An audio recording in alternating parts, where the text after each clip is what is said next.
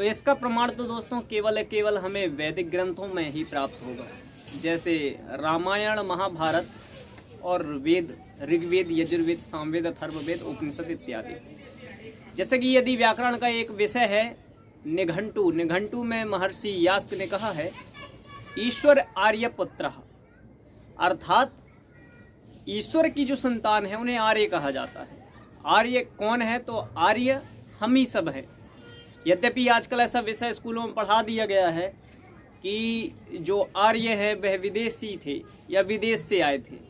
तो मेरा यहाँ पर यह एक प्रश्न है कि यदि आर्य विदेशी थे तो मर्यादा पुरुषोत्तम श्री राम भी विदेशी ही थे, इस भारत के तो थे ही नहीं। योगीराज श्री कृष्ण भी विदेशी थे, तो गौतम कणाद, जैमिनी, ऋषि पतंजलि जैसे विभिन्न ये सब विदेशी थे। तो इस देश के फिर मूल निवासी आदिवासी हैं, ऐसा पढ़ाया जाता है। यदि इस देश के मूल निवासी दोस्तों ये आदिवासी हैं और यदि विदेशों से आकर आर्यों ने इनसे युद्ध किया, इन पर विजय हासिल की और यहाँ पर अपना साम्राज्य स्थापित किया, तो कोई बुरा थोड़ी नहीं किया। यदि ऐसा है तो क्यों? प्रश्न यहाँ पर दोस्तों यह उठता है कि जो भी कमजोर व्यक्ति होता है उस पर ताकतवर व्यक्ति कब्जा करता है। ये प्रकृति का नियम है। जैसे शेर महाबलशाली होता है तो हिरण इत्यादि छोटे छोटे जानवरों पर राज करता है। आज भी एक बुद्धिमान व्यक्ति ढोर पशु अनपढ़ों पर राज करता है। एक जो टीचर जो विद्यमान होता है वह अशिक्षित युवाओं पर राज करता है। एक नेता जनता पर राज करता है। तो यह प्रकृति का नियम है। जैसे सूर्य अति शक्तिशाली होने के कारण इत्यादि ग्रहों को अपनी ओर खींच के रखता है। यहाँ पर विषय यह नहीं है कि आदिवासी इस देश के हैं या नहीं है, या आर्य है या नहीं है। मैं तर्क और प्रमाण के माध्यम से बात करता हूँ कि आदिवासी इसी देश के मूल निवासी हैं, उन्हीं को आर्य कहा जाता है। तो मर्यादा पुरुषोत्तम श्री राम हिंदू थे या आर्य थे, आज हम इस विषय पर प्रकाश डालेंगे। तो जैसे कि दोस्तों आप देख रहे हैं कि हमारे हाथ में है, यह महर्षि वाल्मीकि द्वारा रामायण है। इसमें हम देखते हैं कि रामचंद्र हिंदू थे या आर्य थे, कौन थे? तो यह वह विषय है, अयोध्या कांड है और सर्ग है इसका 58। उसकी हम श्लोक संख्या लगभग 14 या 15 की बात करेंगे। वहां से स्टार्ट होता है। मर्यादा पुरुषोत्तम श्री राम को माता कैकेयी के आदेश पर राजा दशरथ ने अयोध्या छोड़कर वन जाने का आदेश दिया। तो मर्यादा पुरुषोत्तम श्री राम जब वन चले जाते हैं और माता कैकेयी के जो पुत्र होते हैं भरत, जब भारत भूमि पर आते हैं, अयोध्या भूमि पर आते हैं, तो वह माता कौशल्या से जब मिलने जाते हैं तो माता कौशल्या कहती है कि अरे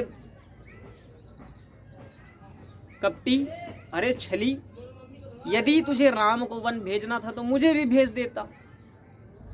तो भरत बहुत दुखी होते हैं, बोलते हैं माता ऐसा नहीं है। तो भरत कुछ शपथ लेते हैं। इन शपथों से पता चलता है, कुछ कसमें खाते हैं कि यदि माता ऐसा था तो ऐसा हो। आइए उन कसमों के बारे में जानते हैं। इसमें लिखा हुआ है कि आर्ये कस्माद जानंतम गर्हसे माम किलविषम विपुलाम चमम प्रीतिम स्थिराम जानासी राघवे। कि हे आर्ये, मतलब भरत माता कौशल्या को कहते हैं हे आर्यापुत्री या हे आर्य, राम जाने और ना जाने इन विषय से मैं भिज्ज हूँ, मतलब मुझे कोई भी ज्ञात नहीं था। और यदि मेरे द्वारा श्री राम को वन भिजवाया गया है तो मुझे ऐसा पाप लगे जैसा कि, अब वह गिनवाते हैं कि कौन कौन से पाप लगते हैं। तो फिर अगला श्लोक आता है कि कृता शास्त्र नुगः बुद्धिर महाभूतस्य कदाचना सत्य संधा सताम सृष्टो यस्य आर्यो अनुमते गता।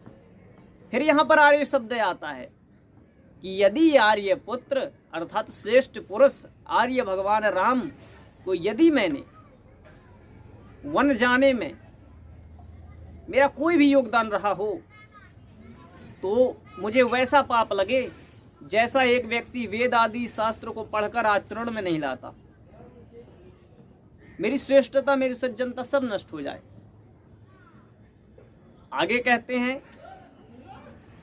कि प्रेष्यम पापी यसाम या तो सूर्यम चा प्रीति में हुते हंतु पदेन गाम सुप्ताम यस आर्य अनुमते गता।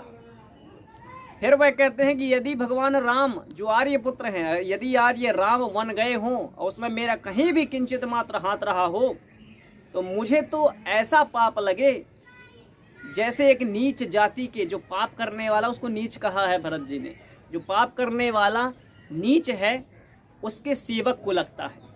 अर्थात पापियों का जो सेवक होता है वो भी पापी होता है। आगे कहते हैं कि जो गऊ को लात मारता है, मल मूत्र त्याग करने वाले और सोती हुई गऊ को लात मारता है, ऐसा पाप लगे यदि मैंने राम को वन भिजवाया हो तो। आगे और भी कहते हैं, आगे कहते हैं कि जो काम करवाकर और नौकरों को वेतन नहीं देता, पेमेंट नहीं देता, उसको वैसा पाप लगे, और ठीक जिस तरह उसको पाप लगता है मुझे भी वैसा ही पाप लगे यदि मैंने आर्य राम को वन भिजवाया हो तो।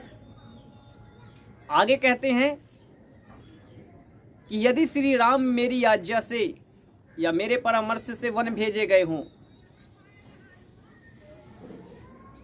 तो उस राजा की तरह मुझे पाप लगे जो अपनी जनता को बेटे की तरह प्यार करता है, पुत्र की तरह प्यार करता है, लेकिन उसके विरुद्ध भी लोग आवाजें उठाते हैं, अर्थात विद्रोह कर देते हैं, ऐसा पाप लगे यदि मैंने आर्य राम को। आगे कहते हैं कि बलिषड भगम मुद धृत्य नृपश्च रक्षतः प्रजा धर्म योश्च सो यस्यस्तु यस्य आर्य अनुमते गतः। कि जो राजा सब प्रजा से छठवां भाग लेकर भी प्रजा की रक्षा नहीं करता, अर्थात कर होता है ना हमारे यहाँ टैक्स, वह जो राजा होता है यदि वह टैक्स लेता है, छठवां भाग लेना चाहिए। जैसे मान लीजिए आप 6,000 रुपये कमाते हैं तो 6,000 रुपये का छठवां भाग 1,000 रुपये टैक्स होता है। यदि उतना लेने के बाद भी वह प्रजा की रक्षा नहीं करता, व्यवस्था नहीं दे पाता, तो जो पाप राजा को लगता है वैसा पाप मुझे लगे यदि मैंने भैया आर्य राम को। देखिए आर्य शब्द बार बार आ रहा है। आगे कहा गया कि यज्ञ करवाने वाले ऋत्विज, वेदों के विज्ञान ऋग्वेद के विद्वान को कहते हैं ऋत्विज, यदि यज्ञ करवाकर ऋत्विज या पंडित या ब्राह्मण को जो व्यक्ति दक्षिणा नहीं देता, ऐसा पाप लगे मुझे यदि मैंने आर्य राम को वन भिजवाया हो। आगे कहते हैं कि हाथी घोड़े रथ और शास्त्राज्यों में सुसज्जित होकर जो संग्राम विरोचित कार्य न करे उसको भी वैसा पाप लगे। अर्थात जो लड़ने के लिए तैयार तो है, जिसके पास हाथी घोड़े सब है, लेकिन वो धर्म के लिए लड़े ना, तो वैसा मुझे पाप लगे यदि मैंने आर्य राम को वन भिजवाया हो। ऐसे विभिन्न प्रकार के बार बार लगभग 30 से 40 कसमें खाते हैं भरत जी कि आर्य राम को यदि मैंने वन भिजवाया हो तो मुझे पाप लगे। आगे एक वेदों में भी एक मंत्र आता है कि इंद्रम वर्धन्तो अप्तुरा कृण्वन्तो विश्व आर्यम अपघ्नतो रावण। अर्थात कि ये आर्य पुत्रों, परमात्मा परमपिता परमात्मा वेदों में ये आदेश करता है कि ये आर्यों, ये आर्य पुत्रों, उठो जागो और इस देश का कल्याण करो, अपनी बल बुद्धि विद्या पराक्रम बढ़ाओ और श्रेष्ठ आर्य बनो और सारी दुनिया को आर्य बनाओ। दुनिया का सबसे बड़ा धर्म बताया है दुनिया को आर्य बनाना। और जो आर्य न बने था, जो नीच काम करने वाले हैं पापी, उनकी हत्या कर दो। जैसे मर्यादा पुरुषोत्तम श्री राम ने रावण का वध किया था। तो इन तात्पर्यों से पता चलता है, ऐसे इन शास्त्रों में कई जगह ये आया है कि हम आर्य हैं। मैं सारे प्रमाण एक न एक दिन आपको पूरे वीडियो में बना कर दूंगा। आप लाइक और सब्सक्राइब कीजिए। ओम नमस्ते, जय श्री राम, जय श्री कृष्ण।